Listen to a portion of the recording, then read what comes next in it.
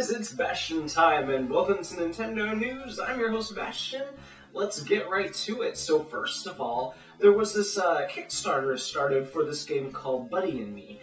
Now, the Buddy and Me kind of looks like it's one of those iOS-style games that it's just sort of a run game. I think that's the genre, run, where the character just sort of automatically runs and then you're responsible for tapping the screen to make them jump and such in time.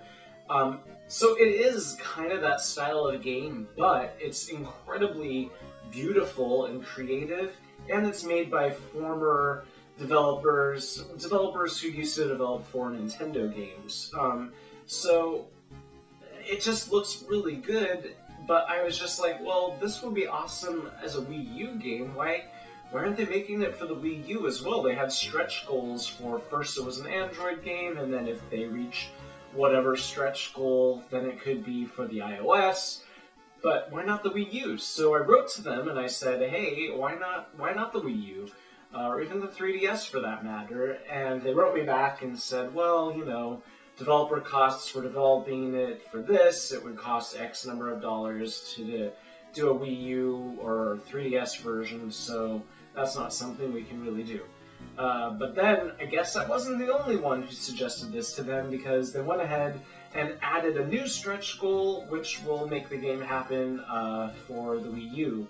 Hopefully it reaches that. I was looking at their Kickstarter and it's not looking so good, but the game itself looks pretty fun, because besides the character running, there's this other character who strongly reminds me of Falcor from the Neverending Story, the big, fluffy, dog-like luck dragon.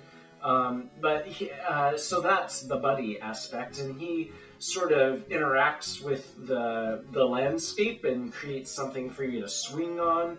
If there's a big gap, you can jump and grab his tail and swing across, or various other things.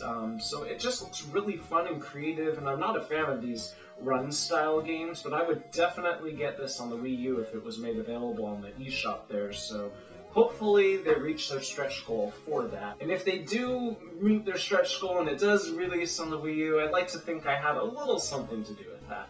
Three new colors for the 3DS XL have been announced to release over in Japan, not here.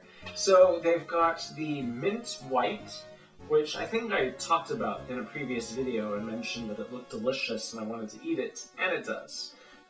Then there's also Light Blue, not so creatively named, but a really nice looking color. And then there is Gloss Pink for you ladies out there, or you dudes who like pink. So anyways, in Japan, not for us. Oh well.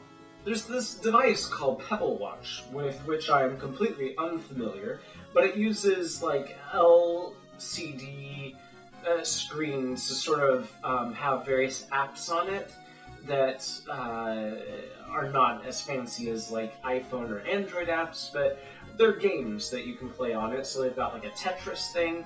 Now they've got Pocket Pikachu, which is like a Pokemon thing.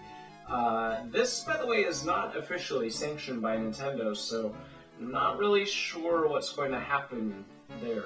But anyways, if you've got a Pebble Watch, now you can play Pocket Pokemon on it, or Pocket Pikachu. And that's it for this episode of Nintendo News. See you guys tomorrow for some more Zelda news. See you then. Bye.